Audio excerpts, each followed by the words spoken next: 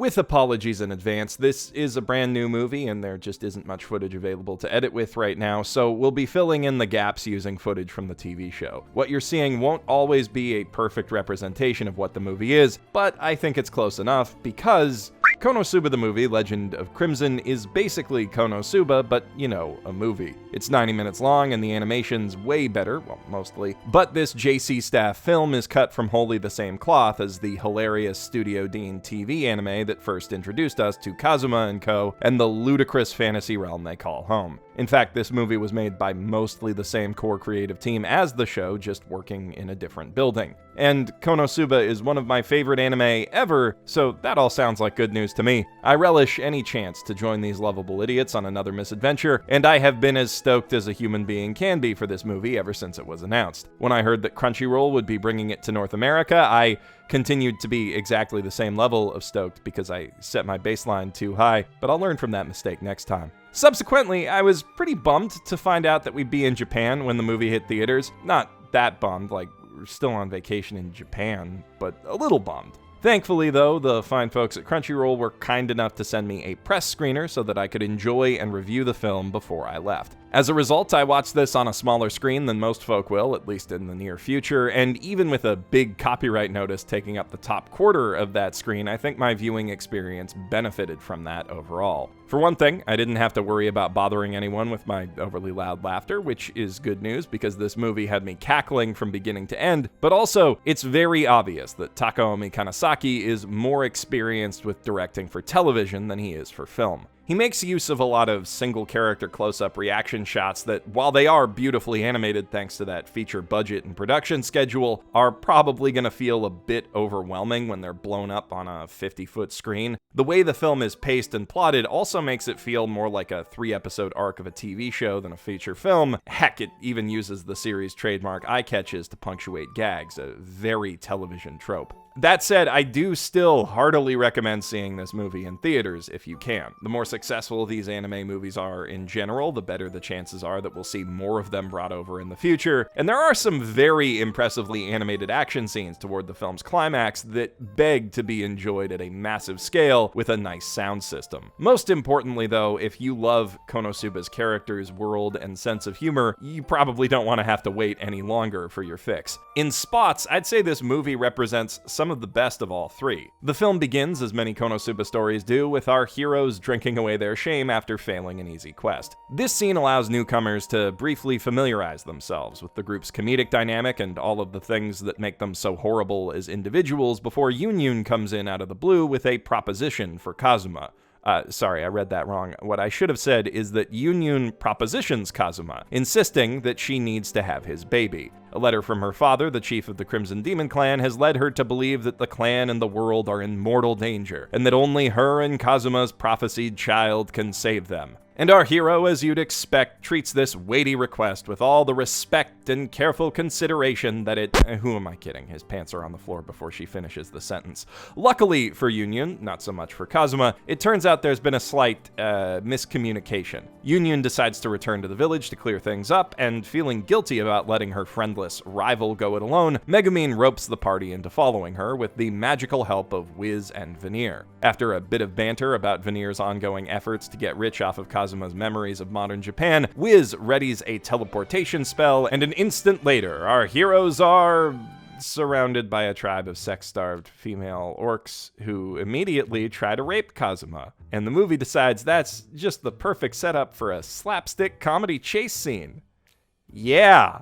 Luckily, Yunyun shows up to save him before all of his clothes are ripped off, and once the danger's gone, the movie goes back to Konosuba's classic running gag of mocking Kazuma for being pathetic. Look at this doofus, crawling on the ground with his ass hanging out, desperately clinging to his savior, getting snot all over her robe because he can't stop crying. You know, because he was almost raped, like, 5 seconds ago, and that's really fucking traumatic. But don't worry, they acknowledge that the event was traumatic for him by putting up a Kazuma's trauma counter on the next eye catch. Look, I am all for dunking on Kuzuma when he deserves it, which is most of the time, but this whole bit left a really bad taste in my mouth. To be crystal clear, I don't think that terrible joke, or the other one that comes up later, ruins the movie. As I said at the top of this review, I love this film overall. The animation's often gorgeous, I adore these characters. This is maybe the most interesting and hilarious setting they've visited so far, and I was laughing my ass off consistently from beginning to end. There are even parts of this scene, like Darkness's very on-brand reaction to learning there are no male orcs left, that made me laugh really hard. But the joke's overall premise is, at best, tired and unfunny. Girls Bravo did the same thing well over a decade ago, and it was somehow more tasteful. And at worst, it serves to reinforce some really shitty, toxic ideas about male rape victims. I don't want to make this whole review about that, though, so if you need some help understanding why some would see this as a problem, there's a great video from Pop Culture Detective that covers the subject of male rape in film way better than I ever could. Link in the doobly-doo.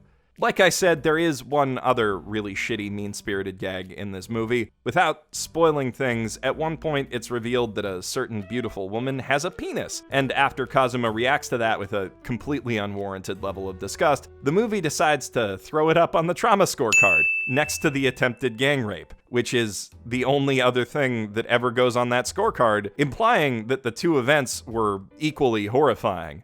And I hope I don't have to explain why that's bullshit. Now, maybe the joke is supposed to be that Kazuma's a transphobic asshole, but it doesn't really come off that way. It comes off as lazy, tone-deaf, and mean, and I think the movie would have been better off without it and the other joke. You might disagree with that. You might even think these jokes are funny, and I don't expect to change your mind if you do, but if you're feeling an urge to charge into the comments right now and tell me that you think I'm doing something wrong by bringing this up as criticism at all, please consider for a second that lots of different kinds of people watch my videos, many of whom might be personally hurt by jokes mocking rape victims and trans people, and as the purpose of this review is to help people figure out if they want to spend money and time on this movie, I have a responsibility to inform those members of my audience about those potentially unpleasant surprises. Even though I would recommend seeing the film even to people who will take issue with those jokes, because it still has a lot going for it and I think it's a good movie overall. Sorry for going off on a tangent. I read the comments, so I know that the vast majority of you already understand that, but I read the comments, so I still felt it needed to be said. Those two scenes really did stick in my craw, but I think they only stuck out as much as they did because the rest of the movie is so damn funny and creative. More or less, as soon as the gang of idiots reaches the Crimson Demon Village, we see that they're handling the Demon King's army just fine on their own, to the point that I actually started to feel kind of bad for the army of evil goblins. The Crimson Demons are a bunch of ridiculously OP anime wizards, after all, and most of them know more than one spell. But they're also a bunch of melodramatic chunibyo losers, and it turns out that the part of her dad's letter that had Yun Yun most worried, by the time you read this I will have already passed on, is just their version of I hope this letter finds you well. The movie really commits to this concept of performative, edgy 8th grader delusions as a fully realized culture with its own history, customs, and etiquette, and every second that it spends building that world up is just comic gold. Every townsperson is delightfully quirky in their own special way, and each one wears a costume more ridiculous than the last. The town itself is roughly styled after a traditional Japanese village, but where you'd expect to see shrines or religious iconography, we instead find finely crafted wooden bishojo figures. And the film's eventual explanation for how this whole culture came to be is equally hysterical. Konosuba has always had a knack for making the ridiculous feel real and believable, and this movie really puts that strength to great use. Learning more about the Crimson Demons in turn helps us better understand both Megumin and Yun Yun. The latter is the local weirdo, which means that she's the only sane, reasonable person in the entire village, and along with Kazuma, she gets a lot of hilarious opportunities to play the straight man against the wacky villagers. Megumin is more at home here, and we get to see her actual home, too. The first member of her family that we meet is also the cutest, Komeko, a precocious mini Megumin dressed in her older sister's patchwork hand-me-downs, who steals basically every scene she's in with adorably expressive animations and a lot of blunt, aren't you a bit young to be talking like that commentary? She's great. Megumin's parents, meanwhile, are dirt poor, which clearly puts a lot of strain on them and gives their tiny house a slightly tense atmosphere. They do cheer up a bit when they learn that Kazuma owns a mansion and is about to come into 300 million heiress, though. The way that her mom reacts to that in particular leads to a lot of great comedy and a little bit of genuine character development as well. As with every Konosuba adventure, the combative but steadfast friendship between our four leads really drives this story forward and imbues it with some much-needed heart to offset the raw cynicism. But while Darkness and Aqua do get plenty of screen time, this is a Kazuma and Megumin story first, which I think is a good choice from a storytelling perspective for a feature film, because it's a lot easier to take these two seriously when the narrative need arises, and the other two do great as comedy relief. Aqua's definitely at her best when she doesn't have to carry any real narrative weight and she's free to just be a stupid, whiny idiot for laughs. And while Darkness is fully capable of taking heroic actions that move the plot forward, it's a lot funnier when she decides to,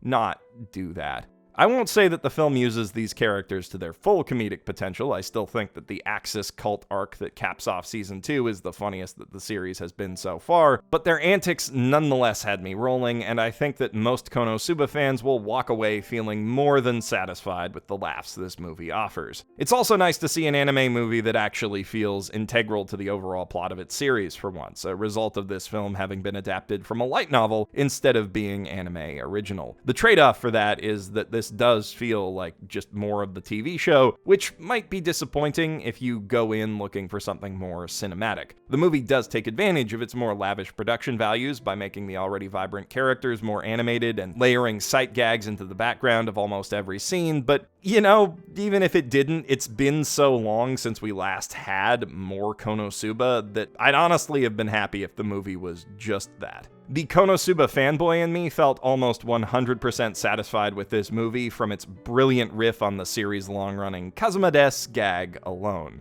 As I said, though, it's got some really beautiful and hilarious character animation on top of that, and there is also a big, cool action climax that's packed full of Sakuga, but I'll leave you to discover for yourself how the movie gets there. If you only see one anime film this year, it should definitely be Promare. But if, like me, you love Konosuba, then I wholeheartedly recommend giving Legend of the Crimson a watch as well. It's not a perfect movie, or even a perfect Konosuba story, but it delivers on almost everything that made me love the show in the first place, and there's no other franchise in anime that makes me laugh quite like this one does. The film's best moments are more than enough to make up for its shortcomings. Or at least they were for me.